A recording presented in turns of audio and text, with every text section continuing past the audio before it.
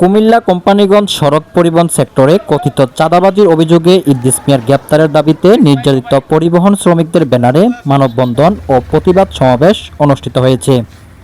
কোম্পানিগঞ্জে পরিবহন সেক্টরে দীর্ঘদিন ধরে চলমান কথিত চাঁদাবাজির প্রতিবাদে উত্তাল হয়ে উঠেছেন পরিবহন শ্রমিকরা। চাঁদাবাজির কারণে প্রতিনিয়ত হয়রানি ও আর্থিক ক্ষতির শিকার হচ্ছেন বলে অভিযোগ তুলেছেন তারা।